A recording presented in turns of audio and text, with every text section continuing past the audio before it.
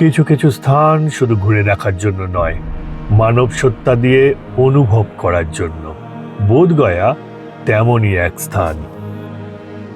এই পবিত্র ভূমিতে একটি পবিত্র গাছের তলায় সিদ্ধার্থ সিদ্ধিলাভ করে হয়েছিল গৌতম বুদ্ধ।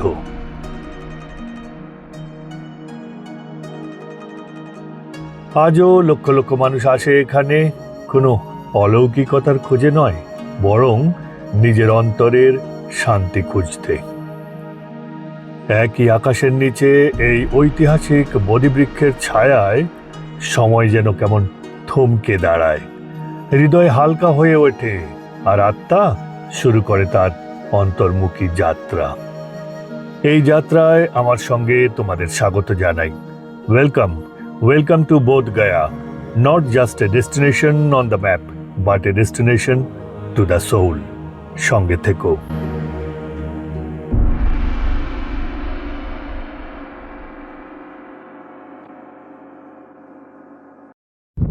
রেল, রোড বা আকাশপথে পৌঁছানো যায় গয়া, আর সেখান থেকে ক্যাব বা অটো নিয়ে প্রায় 14 কিলোমিটার এগিয়ে পৌঁছানো যায় বোধগয়া। সঙ্গে পাবে ফাগু নদীকে, সেই ফাগু নদী যেখানে যেতে হয় পিণ্ডদানের জন্য গয়ায়। যারা আগে গেছো নিশ্চয়ই দেখেছো ফাগু নদীকে, শুকনো নদীর মাঝে একটি সরু ধারা। নিচে নামতে কষ্ট হয়, অসুবিধে হয় কাজ করতে, কিন্তু আজ সবটা বদলে গেছে। গঙ্গার জল ঢুকিয়ে দেওয়া হয়েছে ফাগু নদীতে, বাঁধানো হয়েছে ঘাট।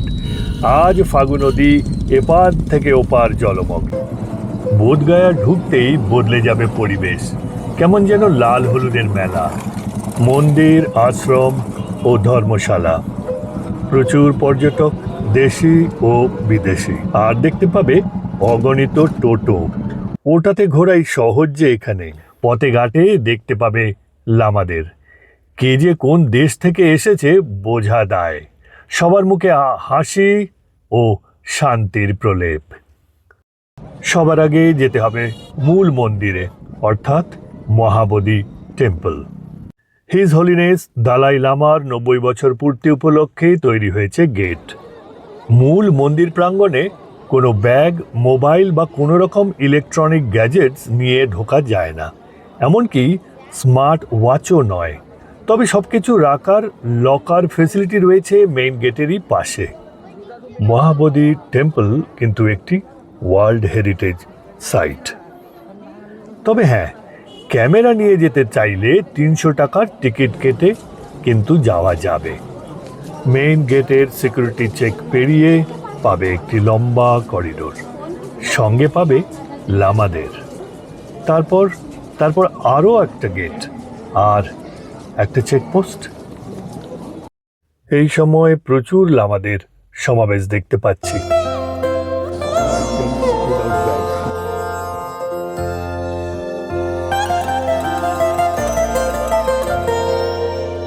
এবার আমরা ঢুকছি প্রায় 2500 বছরের ইতিহাস, ঐতিহ্য ও গর্বের সাক্ষী মহাবোধি মন্দিরে। সেই ইতিহাসের ইতিকথা তো হবেই, তবে তার আগে দেখে নাও সম্পূর্ণ মন্দির প্রাঙ্গণটিকে পাখির চোখে আকাশ থেকে। 180 ফিট বা 55 মিটারের উঁচু মহাবোধির মূল মন্দির।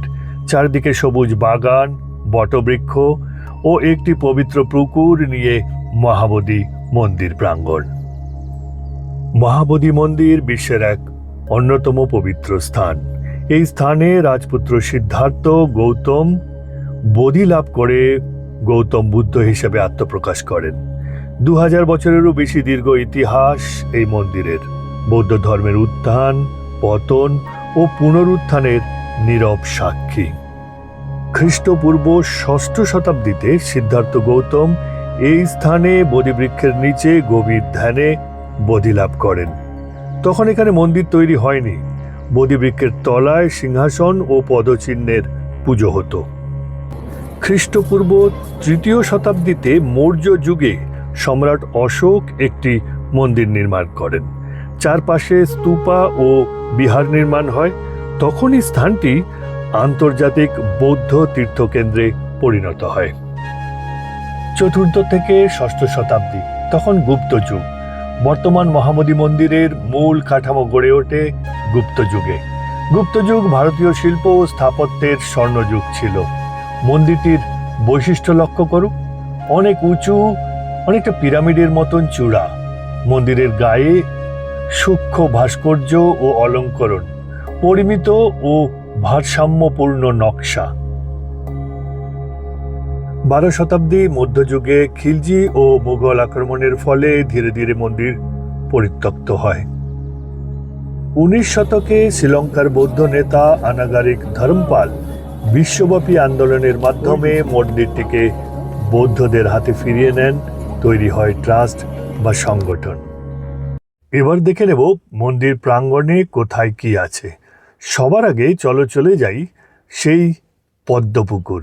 হ্যাঁ, এরও অনেক গল্প আছে, তাই এটা অবশ্যই দেখতে হবে। মনে পড়া হয় সিদ্ধার্থর সেই 6 সপ্তাহের সাধনার সময় ঝড় বৃষ্টি থেকে তাকে রক্ষা করার জন্য এই পদ্মপুকুর থেকে একটি সাপ উঠে এসে তার মাথায় ফণা তুলে দাঁড়িয়েছিল। তারই প্রতিকৃতি হিসেবে এই সরোবরের মাঝে রয়েছে গৌতম বুদ্ধের একটি মূর্তি, যার মাথার উপর রয়েছে নাগ।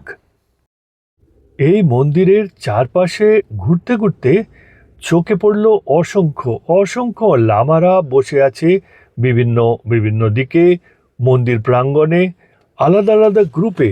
কেউ রয়েছে টেন্টে, কেউ বা খোলা আকাশের নিচে, শুধুমাত্র কার্পেটের উপর। জানি না কতদিন ধরে রয়েছে, কিন্তু এদের কিন্তু বেশভূষাও একই হলেও রং আলাদা আলাদা।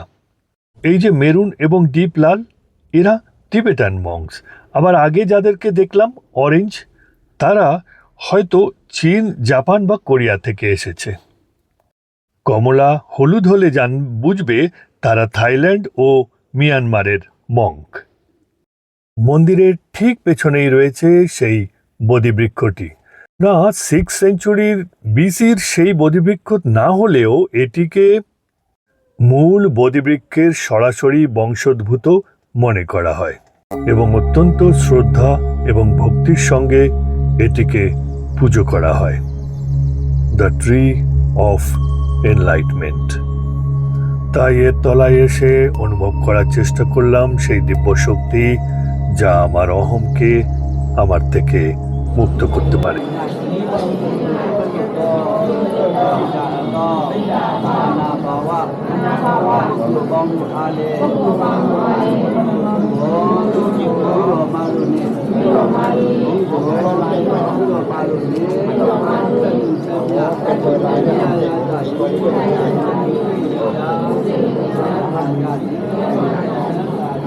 বোধিবৃক্ষের সামনে পূজা অর্চনা চলছে এবং সেখানে যোগ দিয়েছে বিভিন্ন বিভিন্ন দেশের মানুষজন।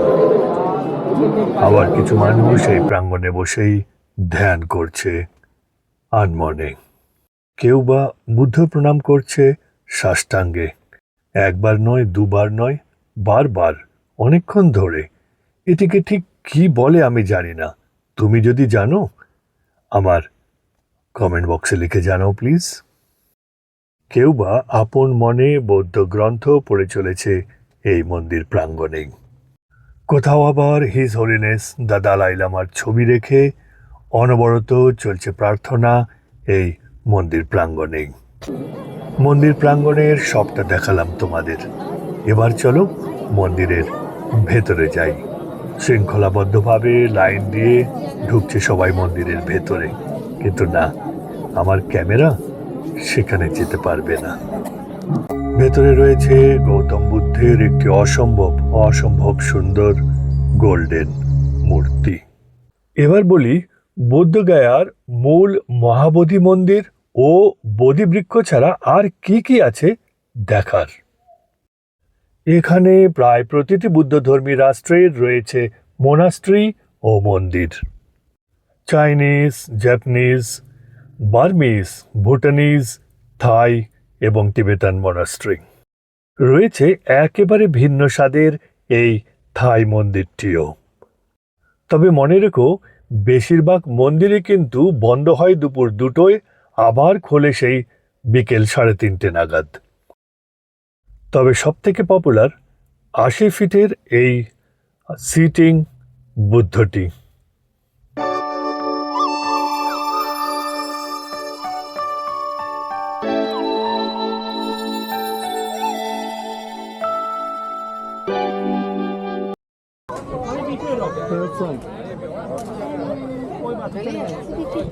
Huh? Okay, Lhasa? Oh my God. পাশেই ছিল কর্মা টেম্পল এবং টিবেটান মোনাস্ট্রি।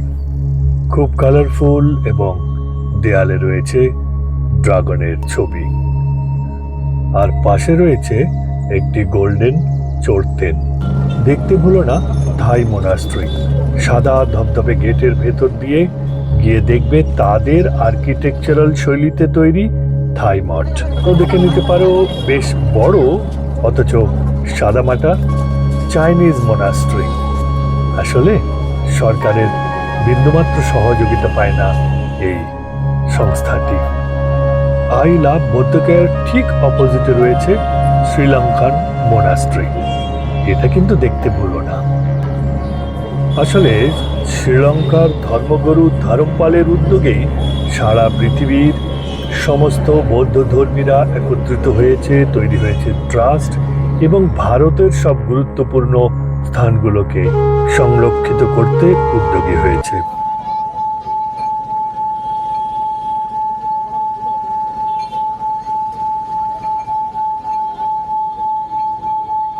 জাতক কথা অনুযায়ী বোধি বৃক্ষের এই স্থানটি নাকি পৃথিবীর নাভি বা কেন্দ্র। অনেকে মনে করেন পৃথিবী যখন শেষ হয়ে যাবে তখন এই স্থানটি সবার শেষে শেষ হবে। পৃথিবী যখন আবার পুনর্গঠন হবে সেই সময় আবার এই স্থান থেকেই শুরু হবে নতুন জীবন। এবার বলো কেমন লাগলো বৌদ্ধগয়া ভ্রমণ ও সঙ্গে ভাবনা। আমি ডুগং দত্তা, দ্য মকিং মম। একটা লাইক করতে ভুলো না, আর তোমার কোনো প্রশ্ন থাকলে অবশ্যই লিখে জানিও কমেন্ট বক্সে। বৌদ্ধগয়া থেকে ফিরছি কলকাতা, তাই আবার দেখা হবে অন্য কোনো জায়গায়, অন্য কোনো ট্রিপে, অন্য কোনো ভাবনা নিয়ে। সবাই সুস্থ থেকো, ভালো থেকো।